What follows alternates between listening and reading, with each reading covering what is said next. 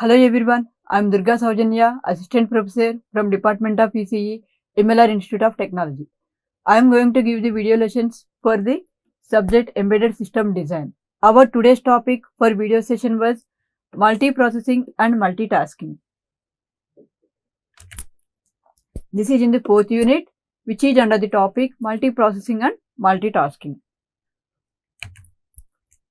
Summary of previous session. In previous session, we have discussed what is meant by a thread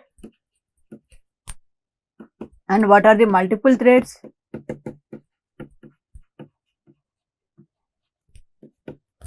and what is the difference between the thread and process.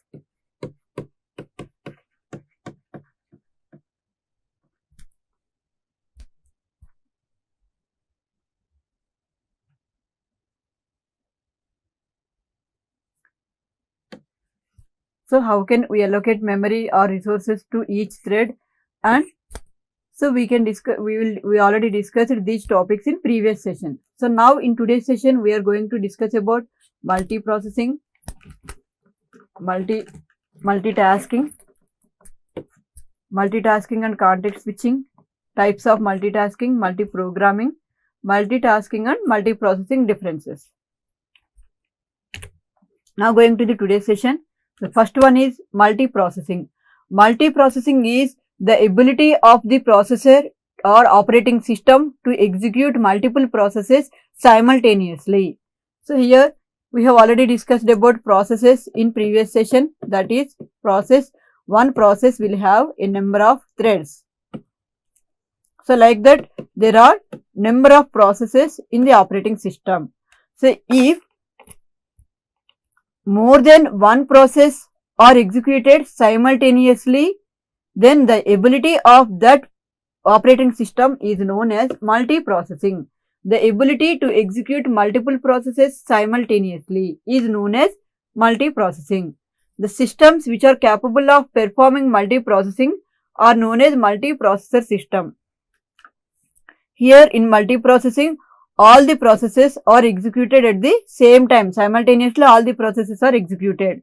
So that means the memory is to be, the total memory of the operating system will be shared by all the processes, and hence it will be achieved by the multiprocessing processor.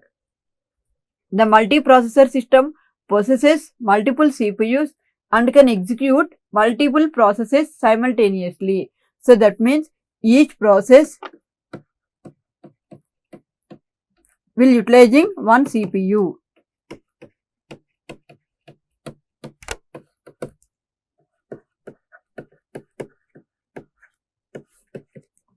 So each process will utilizing one CPU, hence all the processes will be executed simultaneously. The ability of the operating system to have multiple programs in memory which are ready for execution is known as multiprogramming. So here, if in the memory all the programs used by all the processes, if the program of more than one process or in the same operating system only, in the entire memory of operating system, the program of process 1 and the program of process 2 and the program of process n until the program of process n, if all the processes software programs are stored in the memory unit of the entire OS, then that ability is known as multiprogramming. Next one is multitasking. So multitasking is nothing but the ability of an operating system to hold multiple processes in memory and switch the processor from executing from one process to another process. In multiprocessing, we have discussed that each process will have one CPU. So that means like here in process 1 is used with one CPU, process 2 is used with another CPU, like that the process n will be used with another CPU. But here in multitasking, all the processes are utilizing the same CPU. So here the memory unit of the operating system consists of all the programs of all the processes used in that OS, and it will shift the operating system will use the CPU for the process which is presently in execution state. So this is known as, here the CPU is switched between the processes. Which process will be going to the execution state? So that process will be allocated with that CPU. So after completion of that process, whenever another process goes to the execution state, then CPU will be allotted for that process. So the multitasking involves context switching, context saving and context retrieval. So these are the three operations which are done by this multitasking. So context switching is nothing but switching of execution context from one task to another. So that is, the switching of the execution will be switched from one process to another process. Then it is called a context switching. So when a task or process switching happens, current context of execution should be saved to retrieve it at a later point of time when CPU executes the process which is interrupted currently due to execution switching. Here, when one process is going to execute it, so the current context of execution. So here, if process 1 goes to the execution state, then the CPU is allotted for that process 1. Now process 2. So the system resources are available to process 2. So and if any event occurred to process 1, so if any event or interrupt occurred to process 1, so it is interrupted. So then this CPU will be allotted to the process 2, so which is currently in execution state. So now its execution is stopped at the point where the event occurred, and the CPU is switched to the another process, and therefore the execution data, the current context of execution data will be stored in somewhere which is known as just like stack memory. And at a later, whenever this event is completed, then again the execution will be given to the process 1. So at that time, the process 1 can retrieve the data which is previously stored in the stack. So that is known as context saving and context retrieval. During the context switching, context of the task to be executed is retrieved from the saved context list. It is known as context retrieval. Here, whenever any event occurred to the process, that current execution will be stopped there, and that execution data will be saved for until the completion of that event. So that is known as context saving. And whenever the execution is given to the process 1, whenever the CPU is allotted for process 1, then we need to retrieve the data previously stored. So that is known as context retrieval. So this is the multitasking and context switching.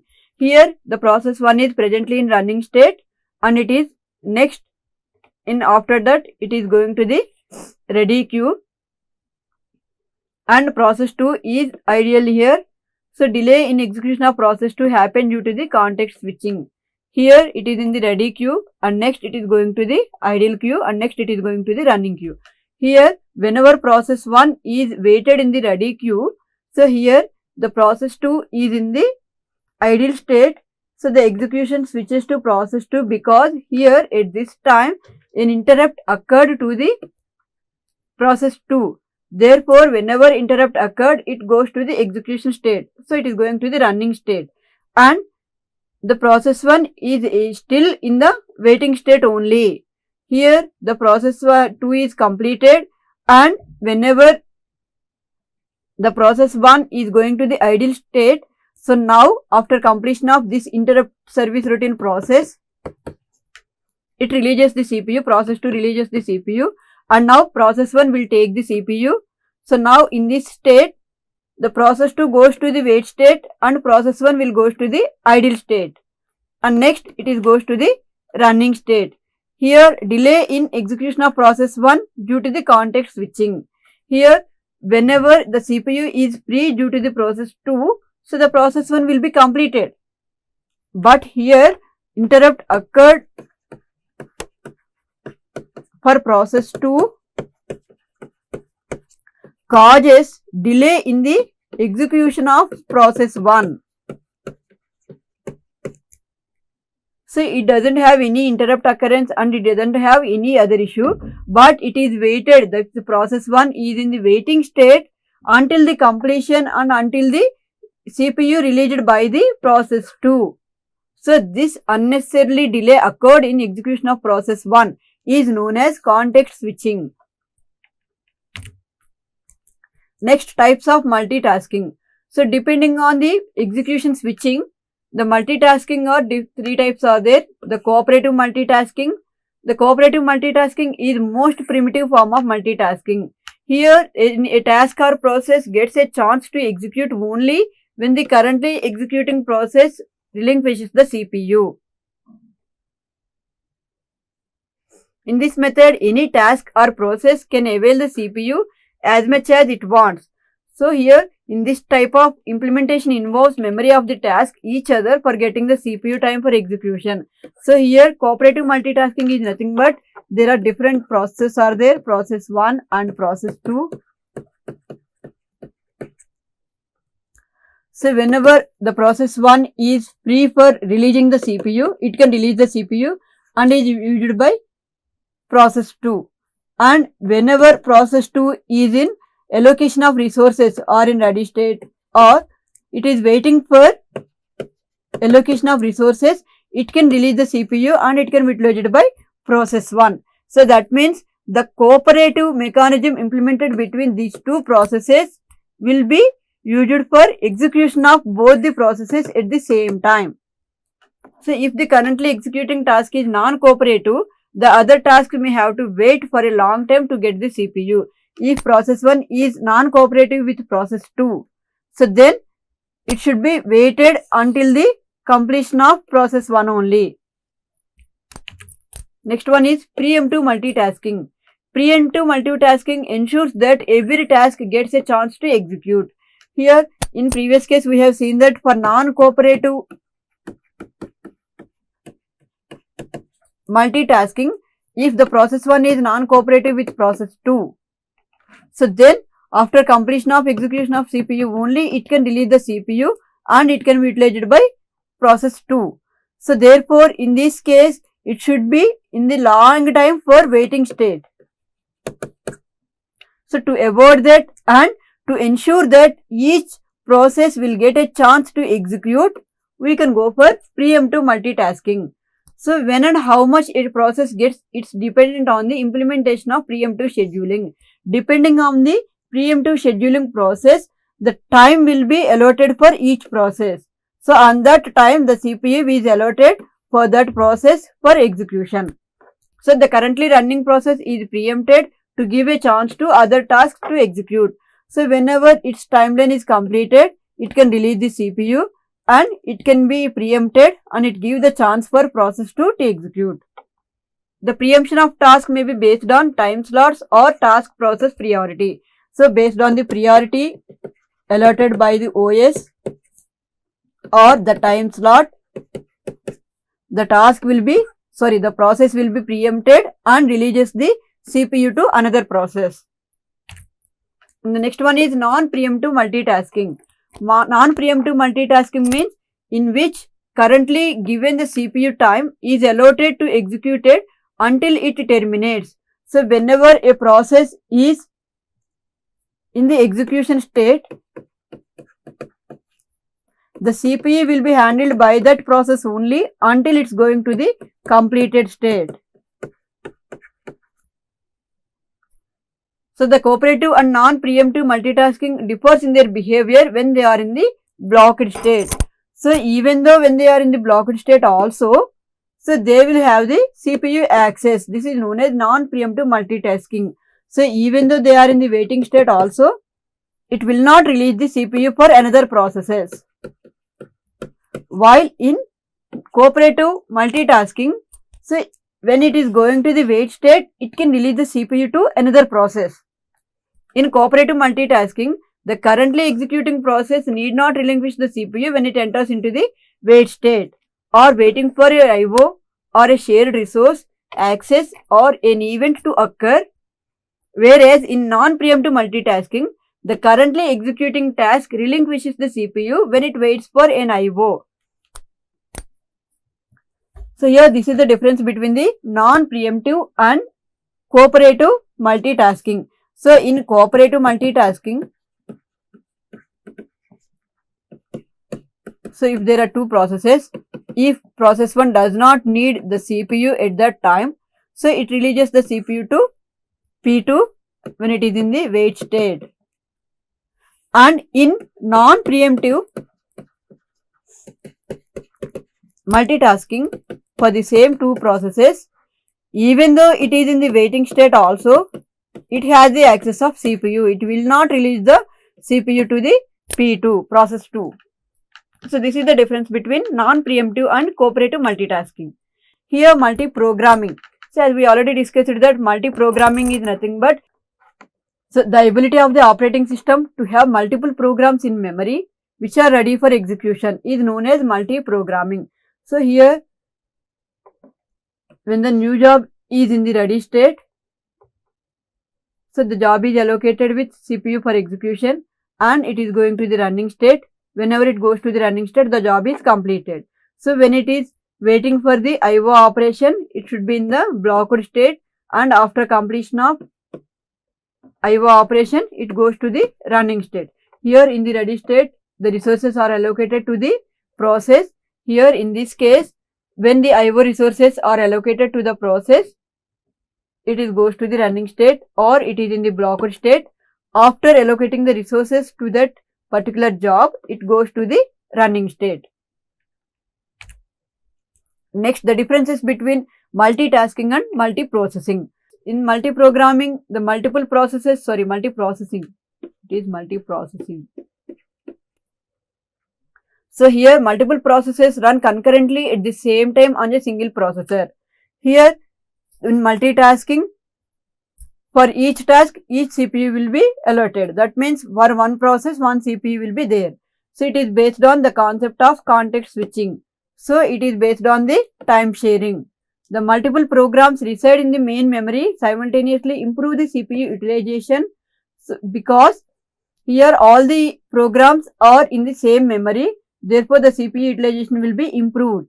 Here we have the multiple CPUs and multiple executions are there, and therefore it enables execution of multiple tasks and processes at the same time to increase the CPU performance.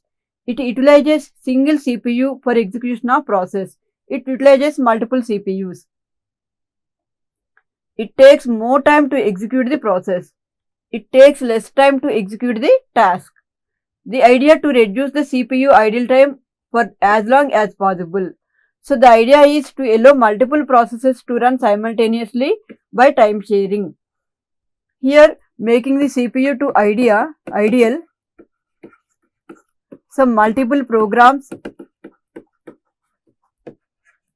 are going to be executed by multiple processes. Here the same CPU will be allotted, the multiple CPUs are allotted. Therefore, all will be sharing the times from one time to another time. During that time period, one process will be executed. During another time period, another process will be executed. So, based on the time sharing, the multitasking will be operated, and based on the CPU utilization, the multiprocessing is operated.